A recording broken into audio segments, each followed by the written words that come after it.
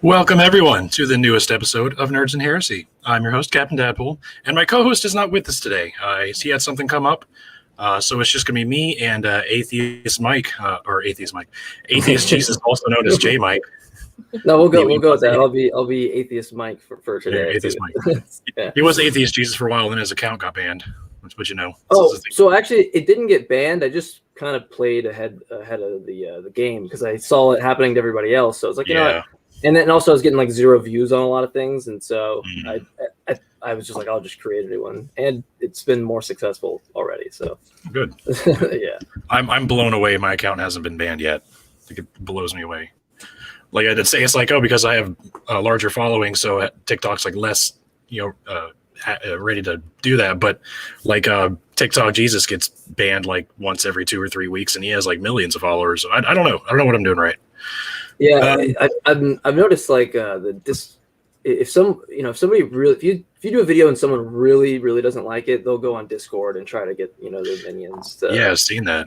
So I need to find that Discord to see if they talk about me.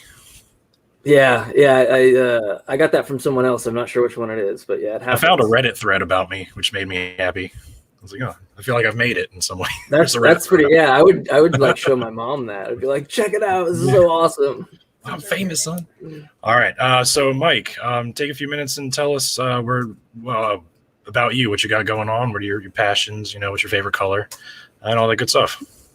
Sure. Yeah. So I've played guitar for about 15 years. It's something I don't think I've ever mentioned on any of the like podcast interviews I do. You fucking shred too, by the way. I saw a couple of your videos. Oh, thank you, man. I appreciate that. So I would say that's like the thing I've done the most in my life. But I've always loved, philosophy and stuff like that. So it's fitting that that's kind of more so what my focus is, more so than music now, as it's kind of preceded my love for music to begin with.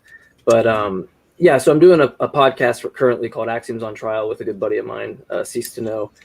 He's a philosophy major. I'm going to school for programming with the hopes to hopefully go in for a master's degree in computational biology, having had been a biology major initially. So hopefully I get that out of the way and he gets his thesis done, and then we can kind of put our knowledge together for the podcast that we're doing. We typically just talk more sciencey or philosophy type of stuff, but I would say that's about it. I've also been doing some ACA shows.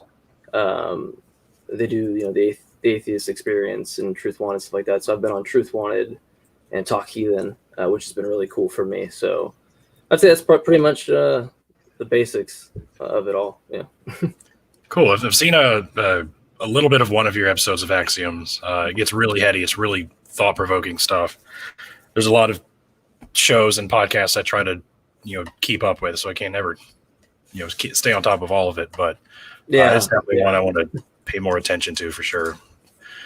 It's cool. The community has there's a lot of new channels and stuff, so it's hard to keep up with what everybody's got going on. But I'm just glad that everybody's doing it, because there's going to be a specific audience that does want to tune in, like whether it's your audience or our audience for our stuff. And once they kind of hopefully get sick of us, they'll branch out to the other guys, the other people in the community that are starting new channels. Yeah, that sounds about right. You said you're about to finish your thesis, or you finished your thesis? No, that's Cease is about to finish his thesis. Oh, Cease, no, okay. Yeah. I had Matt in the Hat made a video saying he just finished his thesis, and I commented, I was like, you'll spend the rest of your life chasing the high you got from finishing your thesis. Yeah, I'm nowhere near any of that, but I kind of vicariously lived through his struggle just hearing him talk about it. So yeah, it's definitely one of those. I couldn't imagine doing a dissertation, like what that would feel like. Forget that. I don't even know how to spell it, let alone do it. Yeah, me either. I'm not even gonna try. I'm not gonna bullshit. All right, so we want to talk about editorial fatigue, which is a term that I think was coined by Mark Goodacre. Yeah, Dr. Mark Goodacre. Yeah, Goodacre. Yeah. Yeah. So he's I don't remember what his title specifically is. It's some fancy title, but he's basically like the president of the religious department at Duke University, or he was. I think they give him a different topic or title now. But the original term for editorial fatigue is actually called docile reproduction, which was coined by a guy named G.M. Styler. I didn't know that. Yeah, and so Mark kind of took an article that he wrote and has written some books and stuff with that on it, which are really good, good reads. But it's kind of the same idea with the docile. I think docile reproduction is a better term because a lot of people think about when I try to explain this to them that I'm trying to show a contradiction in the Bible and just say, well, here's a contradiction. It's not true.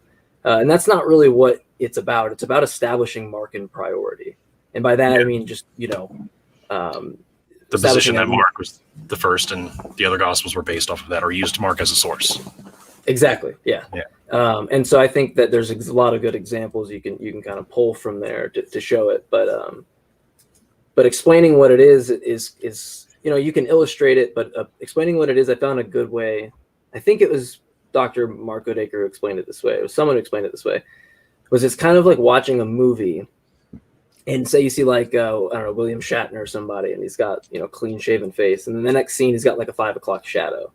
It's not entirely analogous, but that's a good, I can see that. You could kind of paint a picture, right, of knowing that it didn't happen on the same day, perhaps. And you might be able to use certain clues to get there. In regards to the editorial fatigue, it's just going to be going within the initial. So you have author one or authors one, and then group of authors two. You're going to find that the second group is essentially picking up and using the wording of the first source, leaving out things, changing things, and things of that nature. And so that's why I think the best analogy I would give it. It's like that makes me think of that scene in the Titanic where there was a floodlight left in the background. It's like in one scene it's not there, and the next scene, if you don't know, there's a scene in Titanic where, there's a floodlight in the background. It's pretty funny. Very similar to that, except with this, it's kind of you can directly paint a picture based off of the wording that you have. And there's a lot of good examples. I don't know if you want to dive into those or. I was going to say. So real quick, my quick explanation of this editorial fatigue is there's the Gospels use parables, and they will like differ in detail. Like in Luke, Luke will leave out like some kind of insignificant but still like noticeable details about, and it's enough to let the reader or the reader know that they're definitely using it as a source, but they're either fatigued or just overlook something, or they don't know how to spell it, or they spell it wrong, and then that spelling is changed a little bit into a completely different word. And so there's all kinds of different ways that the manuscripts have changed over time. Exactly. And you can really paint a good picture. And so a lot of people have, when I bring up, they're like, why be that pedantic? Well, it's like, first off, I really like this. I know you have a background, and this is obviously something, at least I would hope you like. Maybe you hate it now. I don't know. Maybe you've got. No, it's fascinating to me. It really is. Yeah, so we share that, right? And so, but I think it's not even just on the surface of like, hey, I like this because this is something I'm interested in. It's like, it's part of the reason of why I don't buy into all of this is because the implications that it gives me for like the double and triple traditions, and say regards to like Q source, right? Like the more that I paint the actual picture in a more pedantic way, the more I see like, wow, okay, on the surface this didn't make sense, and then even going through it, it's like, wow, this clearly doesn't make sense. And so like one of the first examples, I guess, that I've at least used usually is the Herod Antipas one. And if you wanted to dive into the Luke one, I know you mentioned the Luke one. We could go into that one specifically. Yeah, there's a couple in Mark and Luke, but what was the one I don't think I've heard of the one you just mentioned. So in Mark 6, and then the comparison being Matthew 14, you get the beheading of John the Baptist from Herod Antipas. And I must have missed that one. And so in Mark 6, you get the authors refer to him as a king.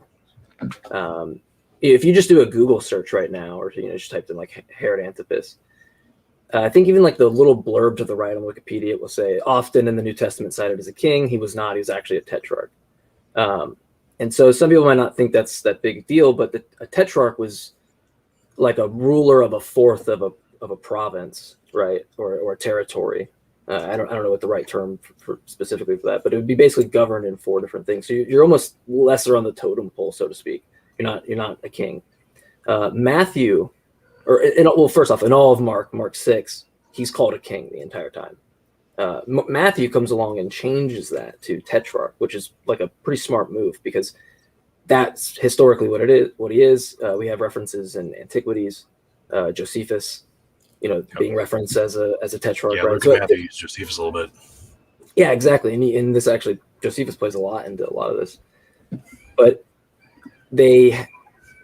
he knowingly changes it, right, to tetrarch, which paints the picture already that if it's being changed, this is already establishing like an abductive assessment that we're changing Mark already. If it's more historically accurate, like I don't think Mark would change it to something less historically accurate. I mean, the argument I guess could be that he's not privy to the information, but that wouldn't, to me, that wouldn't make sense if the authors weren't privy to that. Well, there's even like certain instances where Luke gets some things wrong, or Mark gets some things wrong, and then Luke corrects him. Like he gets some like geographic information wrong, or some Jewish tradition wrong, and Luke goes in and corrects it. I can't remember the exact reference to the tradition, but one of the geographic locations is where Jesus cast out Legion into the herd of swine, and they jumped off a cliff into a river.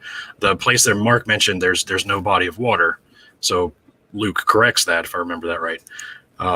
So yeah, like already you're seeing like whoever wrote Luke, or whatever group of people wrote Luke, they were obviously more educated than Mark was. Exactly. Yeah, so it's very notable differences. Yeah, you just kind of use that as the context clues there, but you can go further into it, right? So same story, Matthew 14:9. We get the line, the king was deeply grieved. Now that line's in Mark, somewhere in Mark as well. The king was grieved or something along the lines. No, I think that's right. The king is grieved. Yeah, and I don't know the specific wording other than it does say in 14:9, Matthew stops calling him tetrarch and says king. And so that's, the example right there where he's been overwhelmed in his source and he's mistakenly, or I say he, when I say he, I just reference the authors. I always say he, I don't mean to actually say that.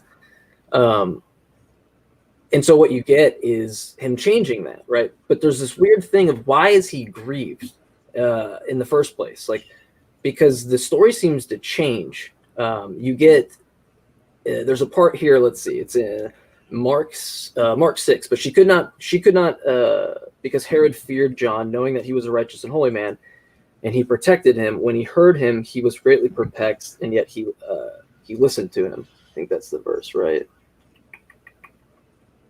So what you end up getting is the change in Matthew to this. There's a verse talking about how he almost fears the people because the people reference him as the Messiah, and so he doesn't want to do it. And so you get this changing like of Herod's will to even want to behead John the Baptist, right? And so it goes to this weird thing of like, why is he grieving? And why is that left in there as well, right? So you get this really weird kind of double mistake in that. Yeah, and then some of the examples I pulled up. Let's see here. I'm checking my notes real quick. In the parable of the sowing of the seed in Mark 4 and Luke 8. This is in Mark. It says that the seed died because it had no roots, and in Luke it said the seed withered for lack of moisture. Yeah. So it's like clearly they're talking about the same story, but like Luke is getting some of the details messed up. Well, then even that, like, so that's a good example because in you said Mark 8:6, right? That's the seed withered. Luke 8:6 and Mark 4:5. I'm sorry. Yeah, Luke 8:6. In Luke 8:13, what does he revert back to? Yeah, he goes back to it. That's right. he goes back to the Markan reason, and the so you can contrast that. I have that listed. So Mark 4 is, and they have no roots in themselves. I can't read the Greek, but I have that next to it as well. But last only for a little while, and then Luke, this reverts back to it. And these have no root; they believe for a while, right? And so you get that exact same docile reproduction, and people are going to go, okay, that's just might be subtle. Like, who cares? Well, it's not about like this contradicts it, you shouldn't believe it. It's about painting the picture, right, of what comes first, and then being able to have a better assessment of what the Gospels even are from that standpoint. Or is Q source viable, right?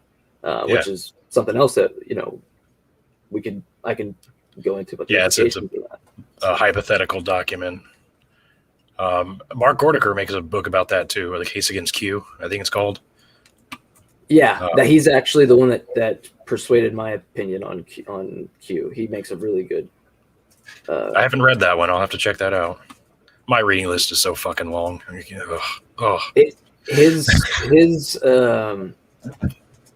His thing on Q is great. So essentially, like, the solution is, if Luke had Matthew as a source, the greater gap between Matthew and Luke, the less likely it becomes that Luke didn't have a copy of Matthew. And then conversely, the shorter the gap, the more likely Luke did have a copy. And so he kind of lays that out. And so if you want the kind of his thing on it is like, if you want the Q theory to work, you're going to have to maintain that Matthew and Luke were writing about the same time, right? But that they just weren't like aware of each other or something, or because if you otherwise you're going to have the way he lays it out is you're going to have this kind of issue with you might know the dating better, right? You'd say Matthew's what, like 90, and Luke's Matthew's about 80 90. What would you say to Luke? I'm not sure which is Matthew came before Luke. I think they're about 10 years apart, but I'm not sure. He makes a case in the book, I think, for like 120 or something, which I think is like not 120. I don't know if that's like widely, because that might really that's pretty late. I think that's way later than anything I've heard. Yeah. So, and that was one thing that I was curious on your opinion about, because that might be something that you might stray away from, specifically from that reason. But shoot from the hip, I'd say that's exactly the latest estimate I've ever heard, like by a long shot. I'd be willing to hear him out for sure. But I'm sorry, I actually made a mistake. I think what his counter is that you would have to maintain, Luke around 90 or 120. I can't remember if it was a hypothetical or something that he presented. I could be wrong. So I don't want to say that's actually his opinion. I have to go back and look, but we may be fuzzy on the details here. That goes down that whole rabbit hole. But I think the sower is a really good one as well, because you just have this,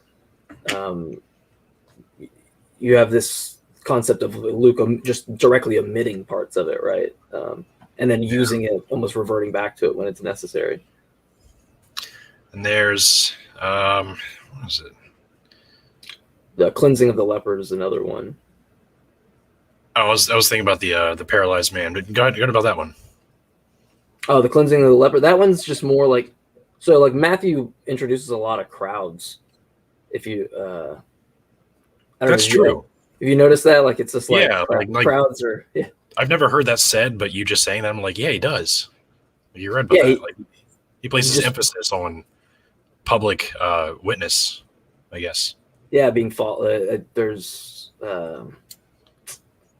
another one at which there's another example of that, but I keep getting off on a I think my next example will cover that. Okay, cool. Awesome. So perfect. Yeah, and then I need to shut up because I'm a motor mouth, but you're good. So my co-host is Crimson Barrel. I'm used to taking the back seat of the conversation. Yeah, where you're just like, yeah, okay, yeah. Yeah, exactly. So the cleansing of the leper, Matthew 8, Mark, I get this wrong. I think it's Mark chapter 1, Luke 5. So you get back into the triple tradition. What you get is a line that says, So this is after, him cleansing the leper. He goes, tell no one, but go show yourself to the priest. And that's Matthew 8:4, Mark 1:44 to compare that to.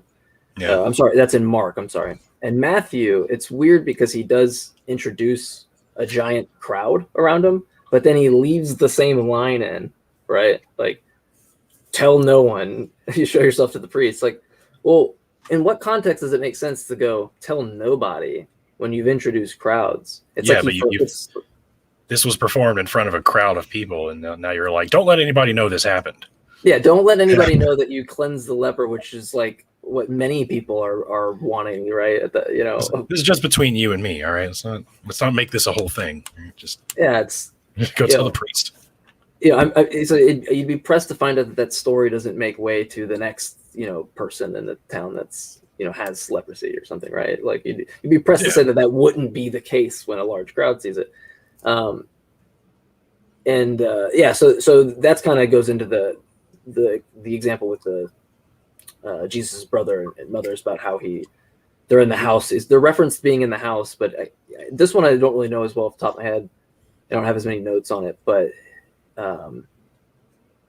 yeah, it's another introduction of a crowd, and then the scenery just changes, and he keeps reverting back to the house, and it's not even explained why in any way. I don't know if you have notes on that one. It might be the one I was talking about is the paralyzed man being lowered through the roof into a crowd, or they had a paralyzed man, they couldn't get him to Jesus because of a crowd.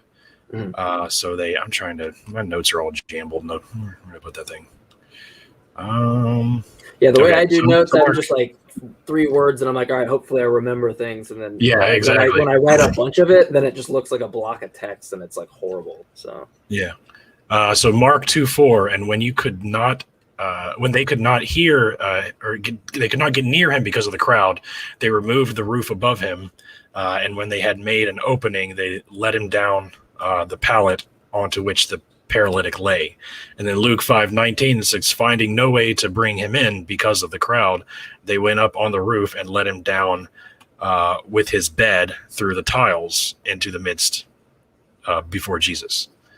So like it's essentially the same story, like you can deduce, but the details are different, that let you know that either this is some oral tradition that got fucked up because of the telephone game at some point, or there's multiple authors, or like something happened here, or deliberate change, absolutely. I haven't actually heard that one, and that's the thing, is like it's riddled with it. I think the point to make is like me and you could just go back and forth with 100 examples, which is not my thing is never to say to a Christian, go, that means you shouldn't believe, like look at all these examples. Like, no, you're going to get differences in stories. I think me and you wouldn't like hammer home a point on something so minuscule, but it's really important in terms of how you look at the Gospels, the double tradition, the triple tradition, how people assess Q source and all these types of things, like, because you have people under belief under the basis of a hypothetical source that just doing a little bit of docile reproduction can show you how unlikely that hypothesis is. I hear a lot of Christians say that the minor inaccuracies minor differences between the Gospels is actually evidence for their accuracy. I'm like, all right, you're reaching here. And they try to say like because they're all telling essentially the same story, but they're getting the details mixed up. Like that's evidence that it's oral tradition, but and that things may have gotten a little hairy at some points, but they maintained the overall theme. So like that's actually evidence that this was real, you guys. And I'm like, that's not how that works. That's really strange. I've heard I've literally heard someone say it on exactly that on TikTok last week, I think. That's kind of similar to, maybe it's not exactly similar, but it reminds me immediately of like when people talk about the air, like whether it's inspired by God or whether it's directly from God. And it's like, well, if fallible men are now into the equation, and like I've heard people say that's actually better, that it was breathed into, and I'm like, how is that better? It's like filtered through a dirty rag. You like expect to see, like you're expecting to put pure water through like a coffee, filter with coffee Yeah. used and expect to see clean water come out the side. It's like, that's just not going to happen. And I can show you in 5 minutes, like, just do the Bart Ehrman thing. Just go copy like just go copy a chapter of Mark, and then copy, like, compare it and see if you made a single mistake, because I bet you did, right? And that's just copying something. Yeah. But yeah, those arguments are always really strange to me. It's like, when it's actually worse for us, it's actually in our favor. I'm like, that's not how it works. That's such a common apologetic, it seems like you think this disproves the accuracy, but it actually proves it's more. Like, as soon as you like you said, introduced the fallibility of man, and you say, oh, it's just inspired by God now. It's inspired by a very incompetent God. Yeah, like he can't get his own details of his book, or he can't preserve the original copies, the autographs. He can't, so if you're going to make the argument, you have to say God's kind of shitty at his job. Yeah, and it's also for me, it's like when I'm always presented some type of the worst of it, like, I guess it's hard for me to word it, but whenever it's like inconvenient for the position, it's somehow convenient for the position. Yeah. The first thing I think of is just like, hold on, I have some snake oil that I'll sell you right now. Like, don't go anywhere. Like $20 for this snake oil. Do you want it? It'll cure everything, like everything you want it to. It's like, because it seems like you were willing to believe literally anything at that point. It's like a Batman utility belt. Like whatever you need, I got it. Like, oh, convenient. You just happen to have, or this just happens to fit your narrative. I don't know if I missed exactly. But yeah. But yeah, no. So I wanted to at least mention the what was it? Nope, we did the parable. Well, I wanted to mention, I guess, why it was important for me for Q source, at least, in terms of the hypotheticals, because whenever you look at things like how it's copied, right, and how things are changed, there's examples that you have where, like, it's in Mark 14, you have like the verse about Jesus getting ridiculed by the soldiers, and they're like, saying they hit him and say prophesy, right? Yeah. Yeah. Well, when you, like, a lot of people will say, right, like, Q source doesn't have a passion narrative and things like that. But you see this weird interweaving of people that'll make excuses that it's like, well, in Mark 14, you get, hit them, prophesy. In Matthew and in Luke, which someone can double check it, it's Matthew 26:67 and Luke 22:63, you get the addition of who is it that hit you. And it's not just like, you could just go look at, our translations. Like, this is like the originals, but the earliest manuscripts we have the exact same 5 words in Greek. And so it's like, where does the source get derived? You can't use Q source because there's no passion narrative, remember? So you couldn't say it's derived. So where's the tradition being, that double tradition being coming from? Mark, clearly from Mark. But if Matthew and Luke have an addition, and Luke has the same addition, and then he's going into Markan wording and things like that, right? Mm-hmm. And then going into Matthean, I guess is what you would say, right? Matthean for Matthew. Then you clearly get the picture that he's copying Matthew, and Luke just has a copy of Matthew. And so there is no Q source. It's an easy way to derive the material from the material you already have. It's just like principle of parsimony or Occam's razor. Like, you don't need to assume extra entities or assume one that's unnecessary in any way. Yeah, eliminate any unnecessary variables, which the Q document would be. Speaking of which, do you want to go over real quick what the Q document is? Because there's probably most people watching don't know what that is, and we've talked a lot about it. Oh, sure, yeah. So it's just like a hypothetical document that's going to. I have a really good image on it that shows like how the double tradition or the triple traditions, things like that, where you basically have things within Mark and Matthew that will be similar, things in Luke and Matthew, and then there's a bit of the material doesn't seem to be accounted for. And so a lot of people say, well, the material that they're deriving off of is a hypothetical source that we don't have, called Q source. And so it's basically adding almost a middleman to derive where the I guess you'd say double tradition, or the same exact information in two different gospels, right? And so you have a theory that you could just say that there's Q source or someone where they're being derived from, or you have a theory where you could actually have the information being derived from Luke to Matthew, and so that's what Dr. Goodacre lays out in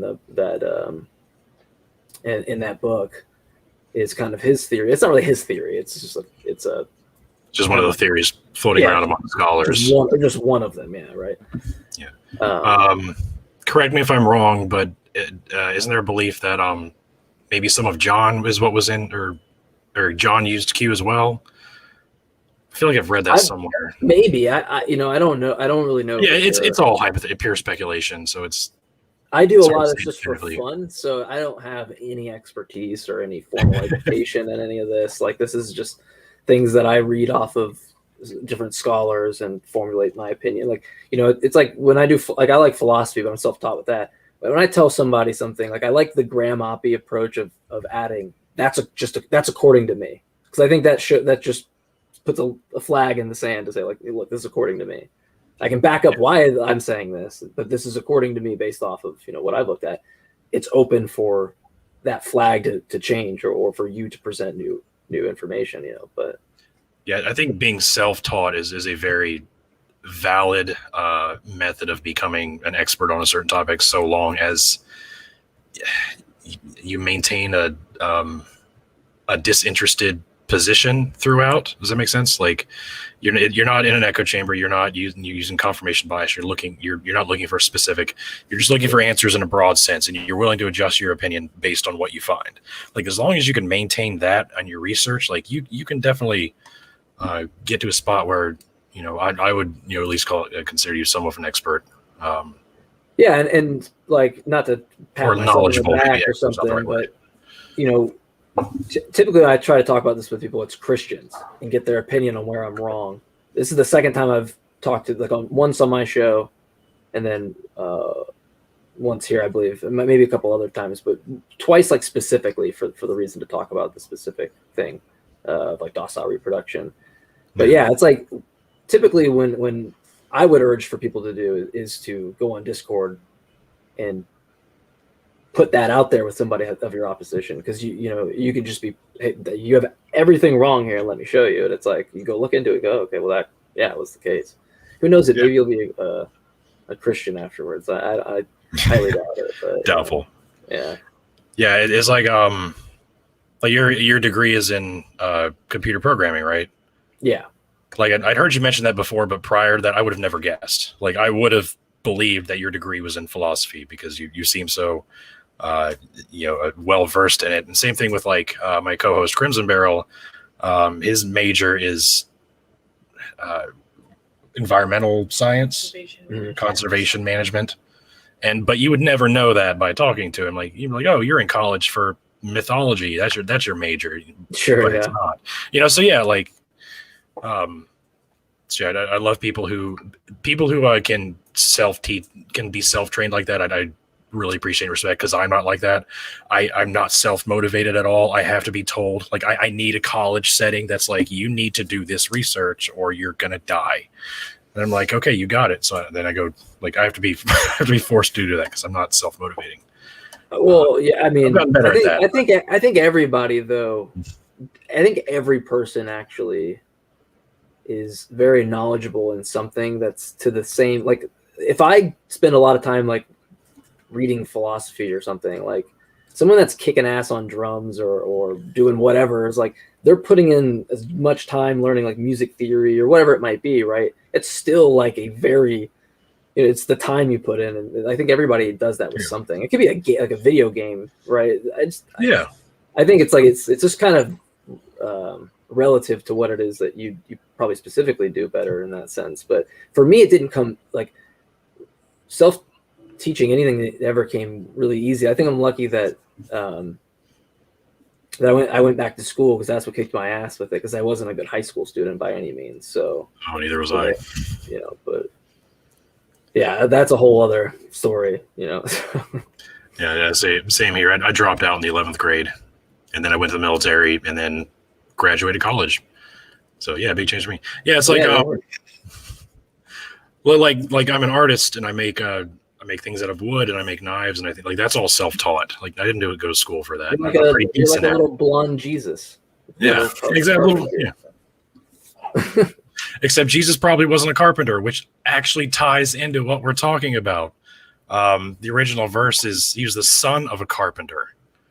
It doesn't say he was a carpenter, and it was changed later in the manuscripts to he was a carpenter because they wanted to make him seem more human. That's perfect tie-in. Yeah, I just always was like I bought into it. That was it. It's just the son of God part that I was a little iffy on, But yeah, and even which is only I've made a couple of videos about this recently. Like John is the only gospel, which is the latest gospel. If anyone doesn't know, that was written, and that's the only one where he makes any claim to the divine. It's the only one where he claims to be one with God or equal with God, or God himself even. In Matthew, Mark, and Luke, he makes no claim to divine at all. Like you can exegete that he was anointed, absolutely. Like God anointed him to maybe some sort of divine position after his death, but never so this is evidence that his followers deified him farther, as time progressed, because he never claimed to be God. He never claimed that if you die, you go to heaven or hell. Like he taught of a judgment day. He never talked to. So all these like core concepts that Christians believe today, they're not what Jesus was historically, as best we can it's tell. like writing your own gospel. You know what I mean? It's like one of those details. That's like, I think it's Ehrman or someone says, it's like when you have these, or you interpret it, some way that's clearly not what the text says.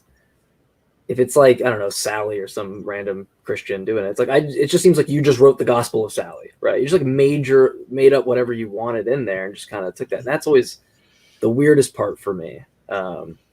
Because you wouldn't do that with the women. It's like, was it Salome? Was it Joanna? Both the Marys, right? It's like those type of details. It seems weird that you can do it with everything when clearly it's like, I can grant you some things and say, well, that might be figurative or might be not what it meant, but there's other things where it's like, no, those stories can't happen at the same time, or that John's, like you said, John would be the only one that you would agree, right? That's Jesus is God, right? Speaking of which, Jesse in the comments asked about the scripture before Abraham was I am. That's in John. That's not in Matthew, Mark, or Luke. That's uniquely in the Gospel of John. And you'll find that with any of Jesus's claims to any sort of divine relationship with Yahweh, or even being Yahweh in the flesh. It's entirely John. That's it. Like Paul doesn't even talk about Jesus that way. John is it. John is completely isolated in this. And it's fascinating to look at. I've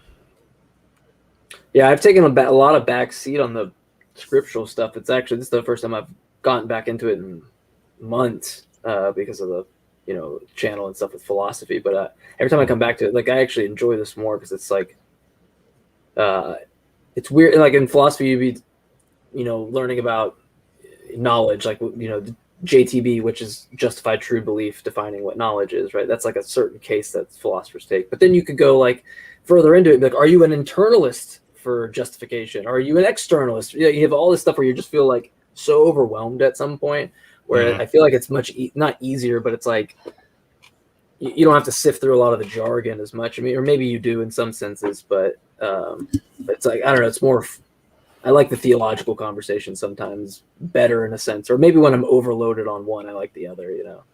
That makes sense. Yeah, I was sort of a closet atheist for like 2 years, and then I started getting all this attention on TikTok, and I started talking about my atheism, and that's what like got me all the attention. And then I started getting a bunch of questions. Hey, what about this? What about this? And I'm like at one point I learned all this, but I've since forgotten probably half of it. So I had to like quickly re-educate myself, like went through all my college books and like papers that I'd written, like read through them, trying to like brush up on my knowledge, so that I can answer these questions. So it's definitely been, and it's been a lot of fun. Like I've learned maybe even more in the past 6 months than I did in Bible college for 4 years, because now I'm learning from an objective perspective. As back then, Yeah, I was going to ask you like how skewed that is compared to kind of your maybe secular approach to it. Yeah, like in Bible college, they teach you to be apologetic in some sense. So that they'll tell you that the Gospels were written anonymously, like they'll be forward with that, and then they'll teach you like how to explain that away. Like whoever wrote it is accurate because this, and Paul references this. So like there's all these different ways that make you feel like, oh, okay, it's not written by so and so, but like that still bothers you. Like that like day one that bothered me. Not day one, but early on it started bothering me. And it pretty much ends there. Like you don't really talk about the manuscripts. All they do is they focus on how consistent the manuscripts are throughout history. And then when you really look at it from a secular source, you find that that's not the case at all. Like it has purposely been altered several times that we can observe. Like I never heard about Bart Ehrman. I never heard about Richard Carrier. That was until 6 months ago I started reading them. So yeah, it's very, but like I was very equipped. Bible college equips you to debate other theists. Sure. Okay. Why? Here's like why. A specific school, like of yeah, thought? Exactly. Like my school was well, I mean, I'm sorry, like a school of thought. I meant to say. Yeah, or not like not like a denomination, but it's kind of synonymous. Okay, I see. Yeah. So they'll teach you like, hey, this is your position is correct. Here's why. And so you can go to other theists who, like, if you encounter a premillennial or a postmillennialist, you can tell them why premillennialism is the right. Like they equip you for that. If you want to talk about why if you encounter someone who believes that works is required for salvation, now you can argue about how grace is. So they equip you more to argue with other theists about doctrine and theology. They don't really equip you to learn about or a debate with atheists, which I took an apologetics course and I became like instantly obsessed with it. Like I was introduced to William Lane Craig, and I became obsessed with his stuff, and I watched a lot of his debates, and there I was introduced to like Christopher Hitchens, and I'm hearing all these atheists, which I'd never heard an atheist debate a Christian before, and the school didn't tell me to do that. That's something that I just wanted to do on my own because I was interested in the topic that the college introduced me to. Yeah. So now I'm listening to the atheists, and I'm like, these guys are making a lot more sense than my professors are. So that's kind of where the struggle begins. What was that? That's like a long process of thinking that, or is it like a not instant, but it's like does something go, something's wrong here, or does it take that a minute for you to go, something's wrong? It takes a while. Like something's wrong, but you get very good at either ignoring it. Or explaining it away, or thinking that there's an explanation for this, but I don't know what it is. But I know there's an explanation for this. I just haven't found it yet. And you can either just say decide not even to look for it, and then just keep on keeping on. So that's I could actually understand that from a degree for like certain positions I've taken that I've like maybe philosophically that I wouldn't want to budge on. I kind of have the same approach in some way, so I can kind of be sympathetic to like that thought process until you're eventually. But it's very minuscule comparatively to a, whole worldview type of thing. But it's similar though. Like it is the same thing, maybe not blown up to quite such an extent, but it's very similar, and it's a very natural. I think it's probably some sort of residual survival mechanism at work. Mhm. You don't want to, you have this community, you have this belief, this is what you're comfortable with, this is what you've known for so long, you don't want to leave it. So allowing anything to push you out of it is just, it's easy to just, just not going to think about that. So that's what I get asked that question a lot. Like, oh, there are people who do get the same degree that you do, and they go on to be pastors, and they live the rest of their life as Christians. Like, what's different? Or some people even go and get their doctorates, and they're still Christians, and they teach in universities. After all, your professors have doctorates, and they taught you. Like that's one explanation is like they never moved past that point. Like a lot of them were born in the church, raised in the church. Their entire family, all they've ever known their entire life is the church. Like they can't fathom leaving it. That would be like social suicide for them to do that. So they don't even entertain that thought.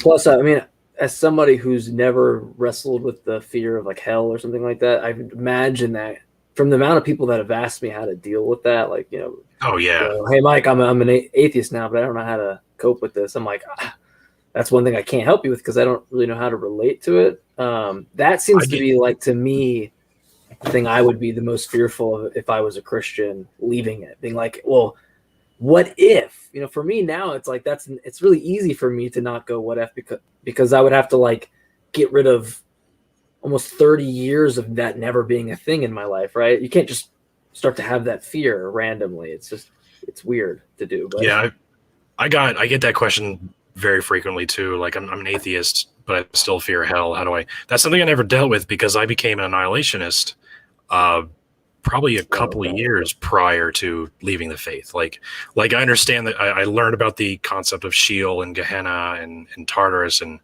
how Jesus never taught about really heaven and hell. And like Jesus actually taught an annihilationist perspective. The wages of sin is death, not eternal torment. So you kind of agree with the Ehrman kind of, I think that's like what he lays out in and that's in one of his books. That's Jewish tradition, and that's something I dealt with, and I have that book, by the way, Heaven and Hell. But this is something I came to terms with before he wrote that book. Like that's just okay, cool. That's even like that's the education I got was like hell was never a place of eternal torment and fire, and like so I learned the annihilationist perspective, and I was like, that's not so bad. That makes sense. Why would an omniscient, omnipotent, all-loving, whatever God send someone to burn in hell for all eternity? What would that God benefit from that? Like he would be outside of that sort of, like even if you were a serial killer for 50 years or 60 years that you were alive. Now you spend eternity, trillions and trillions of years burning alive forever. Like that still doesn't really make sense for an omniscient God to sentence someone to. So yeah, all that to say, I got that's kind of where I was at, and I was there for a couple of years before I left the faith. So it's not really something I dealt with, but what I did deal with was purity culture, and I talk about this from time to time, like because I was always taught like sex was this holy sacred thing, and if you have sex with somebody that you weren't meant, that God didn't mean for you to have sex with, you'll develop this unhealthy soul bond with this person, and you will not be who you should be for who God wants you to marry later in life. So, and like that's what stuck with me. It's so fascinating for me to hear this, just because like I didn't grow up in any of it, so it's like when I hear you're that, a cradle atheist, right? I think the term is. Yeah, but like when you tell me the story and you don't know my best friend, Corbin or whatever, and he tells me the same thing off the bat, it's just like, gosh, it's crazy how they line up, but you don't even know each other. I'm like, God, this is crazy, and so it just blows my mind. The church knows what the fuck it's doing. Yeah, it's like they're a well-oiled machine, man. They've had centuries of practice manipulating your mind. They know what they're doing. They're not amateurs. And unfortunately, that's not something you realize until you get out from under their thumb. It's always been weird. And what's strange to me is like I was always weird, and this might get very personal. I don't really care. But I was always really weird, even in middle school or high school, like wanting to have sex and wanting to get laid. And I wasn't like, that wasn't my focus. Like I was playing music and stuff, and I thought that was fun. But I was always like paranoid about getting an STD or getting someone pregnant. Like I always thought that was going to be my life. And so it was so I ended up dating a girl for like 9 years throughout high school, and losing my virginity to her. Probably somebody that it would parallel Christian in a sense. If we had gotten married, in a sense, I could have essentially waited by that freaking time, right? But it was never instilled into me like some thing that I should be fearful of. Like, hey, it's a responsibility to have a kid. Don't fucking just go sticking, whatever you can where you can, because that might not be the best thing, right? Yeah. Or it might turn green and fall off. That might not be a great thing. I didn't need to have this like, there's this God and he's going to be pissed at you. It's like there are real reasons for you to consider like certain things, but not have to sacrifice like, okay, now women are less than men because they can open their legs or whatever, right? Like they come up with these stupid social norms where, you know what I mean? And so it's like, I feel like I'm a good example of somebody that's like felt like good parenting and education to think about it and never had to instill the fear or wrath of a God or something like that, for that. I know that might not be entirely related, but that for me is always just seems weird. It's like the more pressure you put on somebody, the more it seems like they're gonna act the way you don't want them to, right? But which is the case for a lot of Christians too, like especially ones who have like uber Christian parents or pastor, or their PKs or MKs, pastors' kids or missionary kids. They get to that age and they hop the fence, man. They go completely the opposite direction, and they do drugs, they sleep around, they do whatever because they've been like held up. What's the analogy? It's like a bow and arrow. Like you've been pulled back so long and you reach a point where you just can't hold on any longer. So you just fucking launch. Like that's what happens to a lot of people who are indoctrinated. Yeah. So, in a lot of cases for really any, I'd say, beliefs. That's why for me, I go after like, it's not even just specific religions or things. It's just the idea that someone can be have the hubris to think that they're so right, that they can make empirical claims about the world and not expect somebody to challenge that. Like, I'm sorry if you're listening and you're somebody that it's like, what do you care? Don't make empirical claims about the world. That is your fault. Like you introduced the conversation. You can't stick there's the side of, you can draw a line in the sand, and on one side it's shut your mouth, keep beliefs to yourself. And the other is you can talk about it. But if you talk about it, then I'm invited to the conversation and I get to ridicule you for whatever stupid belief you have. I mean, that's just the way it is. Like you don't get to stick your foot over one line and then hop back to the other and go, I don't want to talk about it anymore. It's like, no. We're talking about it. Like you made this happen. This is your fault. Yeah, they go on there, they make all these ontological claims, and then you go and be like, well, actually, and then they block you. Which is fun for me because I can go to, like I was talking about earlier, college prepares you to debate other Christians about theology, and I can go to them and be like, here's why your theology is wrong. Yeah. Even if Christianity was true, even if the God of Christianity was real, what you're saying here is wrong. Like even in that, but it's all wrong. So I feel like I can disassemble them on a different level sometimes, which makes me way happier than I probably should. Well, yeah, it's like it prepared you for the TikTok debates, which people throw like a smirk at, but it's like that is the most influential app right now. Oh, it is. And so if you're combating stuff on that, I think you deserve more respect than even doing just YouTube, because to me, it's weird that the guys like I love Cosmic Skeptic. I don't want to shit on anybody, but I'll just incorporate everybody. The people that aren't on TikTok, that are YouTubers, that are getting a big following, that aren't going out and doing debates, it seems like they're kind of just in an echo chamber from my perspective. Oh, yeah. Right. So for anyone to ridicule atheists that are on TikTok, actually engaging and duetting the people and saying like, here's why I don't agree with you. You publicly stated something. I'm going to publicly show you why you're wrong, or have a conversation with you, or whatever it might be. That to me deserves way more respect than the person who just sits with 200,000 subscribers in the echo chamber creating videos. They deserve respect, but they don't. To me, I just think it's opposite. This like weird social stigma of like, oh, it's TikTok. It's like, no, this is actually engaging with somebody. And now we have like the duet lives. You could bring a Christian on your live, right, and debate them, which just happened like a week or so ago. You did that? No, like that feature rolled out in the U.S. like just a couple of weeks ago. Oh yeah, I just got it like a day or two ago. Finally, hit my thing. It's a new thing that's rolling out. Yeah, like TikTok's much more personal than any other social media app, because you can have these like, it's almost like a very delayed Skype conversation, you know, like you can actually like interact with these people like at your own convenience. But yeah, I agree. There's a lot of like parallels to like Damon Andy is the best example on Christian TikTok, who has all these like fake fucking arguments with Christians. Like he debates himself pretending to be a Christian, which is the same thing Frank Turek does in I don't have enough faith to be an atheist. Just debates himself pretending to be an atheist. Like he won't.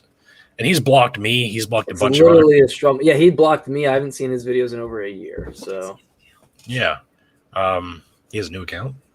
Oh, does Alderman get banned? I don't know. But yeah, like there are atheists like that, or there are people like that in the atheist community who all they want to do is just ridicule, Christians. And I think that's a bad look for us. Yeah.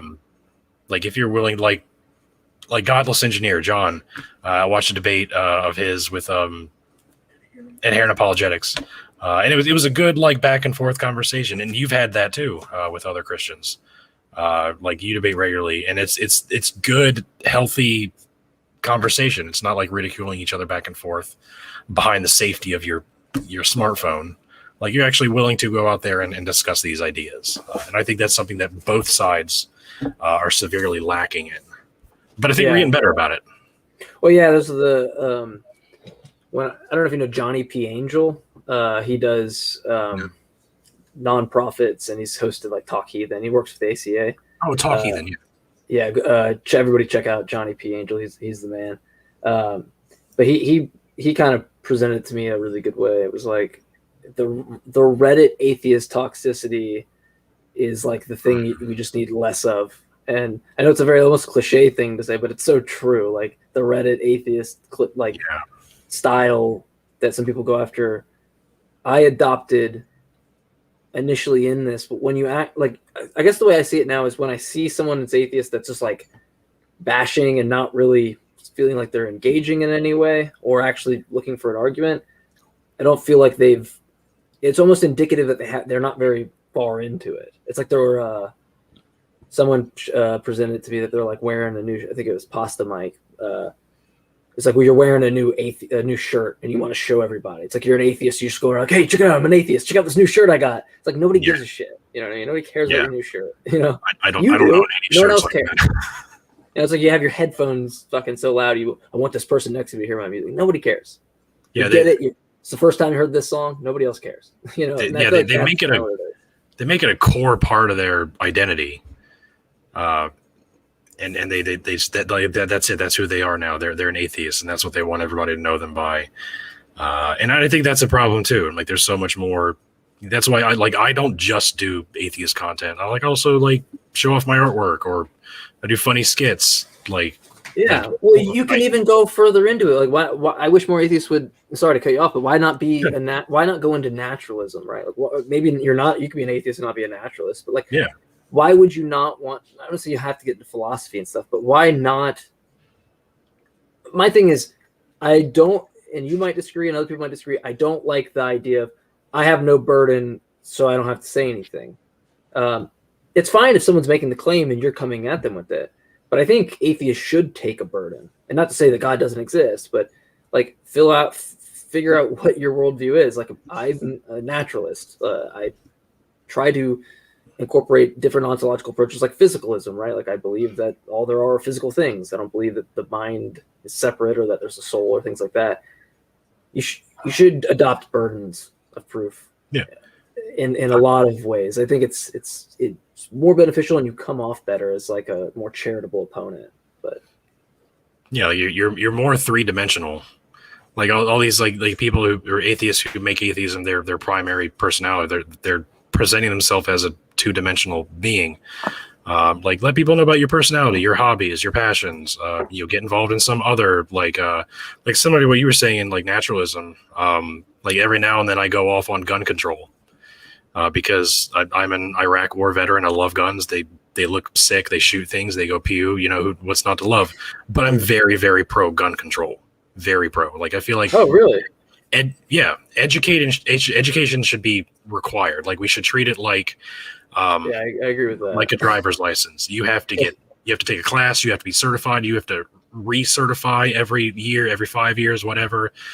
If you want a pistol, you have to take this class. If you want to own a shotgun, you have to take this class. If you own an assault rifle, you have to take this class. Like there's different certifications. Like I think the whole thing should be fucking, and like you could employ like I would take a veterans class teach for those my classes. masters. I would take a class. I would do it right Exactly. now. Yeah. But like, yeah, I go off on that. And I'm like, what is a gun? A gun is a button you push to kill somebody. That's what a gun is. And you're just going to give that to any fucking person who has $500 in their hand. Like that should be, you should be taught how to store that, how to maintain that, how to properly handle. Like how many kids shoot themselves or shoot their brothers or shoot their parents by accident because they find their parents' gun because it wasn't stored properly. Like a basic education on it would prevent so many deaths. Well, you're also in a society where like it's hard to argue very open pro gun when it like the culture we're in glamorizes like fetishizes. Fucking toting them around and having certain, you know what I mean? Like it's like it's weird to me. Yeah, I don't get it. Like when I was in college, I love guns too. But I agree with you. That's why it was interesting for me to hear that. You're actually pro. You're probably more pro gun control than me. It sounds like then. Maybe I don't know. I agree with everything you said. You said I'm very very. So I don't know if I'd commit there, but I would definitely agree with like where you're at with the licenses and stuff like that. Like I could go into a pawn shop right now, but. Tomorrow I could go to a pawn shop and they wouldn't even background check me. I guarantee it. I'd put my hair up, probably shave my beard, probably background check me right now. But start going wearing a turban. Yeah, exactly. Yeah, but especially in Southern states, right? It's like, gosh. Oh yeah. In Georgia. Whew, yeah. Oh, Georgia. Yeah. Yeah, I'm in Pennsylvania. I could point the camera out my window right now and show you a Trump flag that somebody still hasn't taken down. And there are dozens of those. He'll be back. May 9th is the day. Yeah, it's coming. It's coming. Okay, it didn't happen this time, but maybe it's June 13th. It's going to be June 13th. That's our date. Oh, that didn't happen. Maybe it's going to be July 4th. 4th of July. Perfect. That's when it's going to happen. They just keep moving the goalpost. The never-ending prophecy that never happens. Yeah. I would love to have gone into all those churches like Kenneth Copeland who made these like the firmest of prophecies, like God told me 100% Trump is going to win, blah, blah, blah. And then like, what happened that next Sunday? Like, what did they say to their congregation? Like, I know I said this and this happened. Maybe I got it wrong. Yeah. But if that's the case, you should be stoned to death because that was a penalty for getting a prophecy wrong in the Old Testament. Is being stoned to death. So where's the rock at? Yeah, it's only fitting. Yeah. So I got let's say I have a few more notes on that, but I know we moved away from it. We can get back to it, sure. Well, no, I did. I wanted because I only have a limited time anyway. But I wanted to mention if I had it here. Yeah, so whenever I went into the whole Matthew 14:6-5 with when Jesus is being ridiculed by the soldiers and they hit him, say prophesy, and then in Matthew 26 and Luke 22 you get the addition, because I know it's way off, probably like 30 minutes ago, but the main point that I didn't add to that, in case someone was actually interested in that, was that Q theorists are going to say that like Mark and Q have like certain overlaps, Yeah, But I've heard that. but it seems weird to me in that sense, because it's like,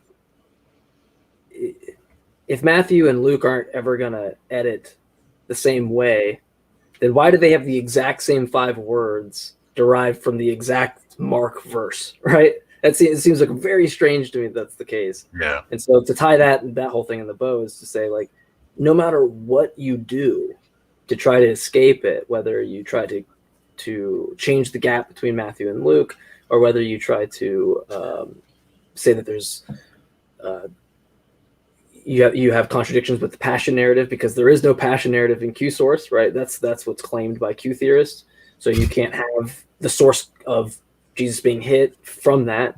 It's like everywhere you turn, there's always an excuse that doesn't work. And so the whole point that I would want to say is that editorial fatigue works really well at helping you look at all this and then establishing that there's not even a reason that you should accept Q source, let alone an abductive assessment to say it could be likely. Because I don't even think it could be likely. I think it's clearly the least likely hypothesis out of anything I think you could come up with. I think you could come up with better reasons, just given the source material you have. But yeah, I wanted to tie that up there, because the whole point of the Q source and then editorial fatigue is to kind of show, like, how do we even how do we even know if we're going to derive off Mark that we should accept? My thing is, why should I accept Matthew or Luke or any of that if it's all derived off Mark? And that's a huge proponent of the religion, is for me to kind of put these together and look at them. And then when I do that, I see contradictions, and then not even that, I can see how it was actually written and get a picture on why the implications of things like Q source don't work subsequently. yeah, and then all that is without saying that, or without mentioning that Paul wrote about Jesus before the Gospels were written. It's like, so the Gospels are basically fan fiction of what Paul wrote, using some of Josephus, like we alluded to earlier, and some Old Testament parallels, and even parallels from secular pagan mythologies. So like that's a huge factor too. Like, Paul doesn't mention like any of the shit that the Gospels does.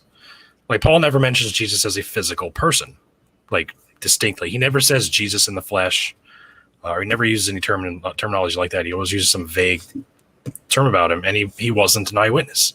So the very earliest account that we have of Jesus is Paul writing 20 years after his supposed death. Like, that is the absolute earliest, 20 years after his death. Like, that is not a good look.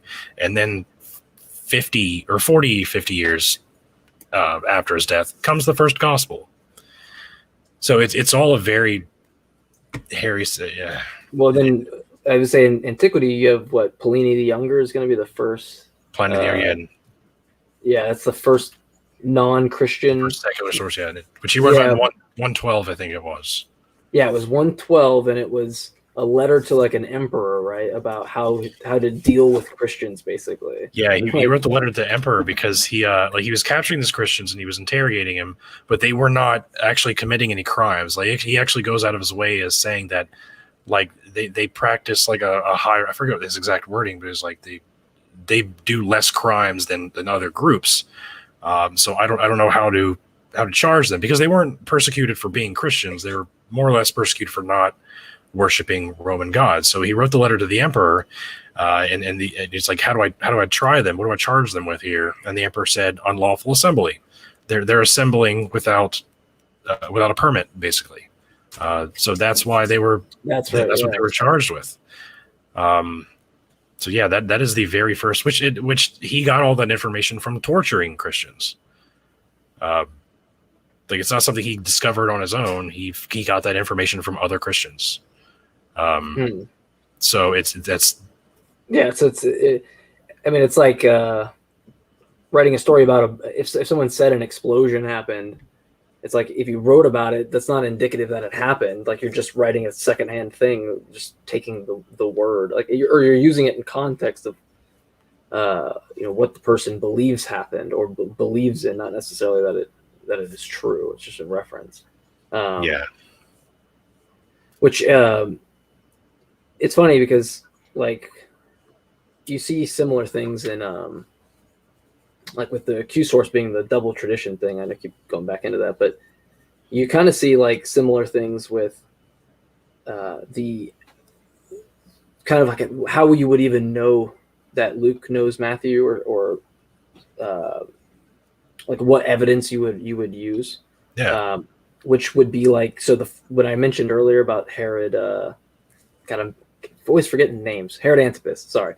So Herod Antipas beheads John the Baptist.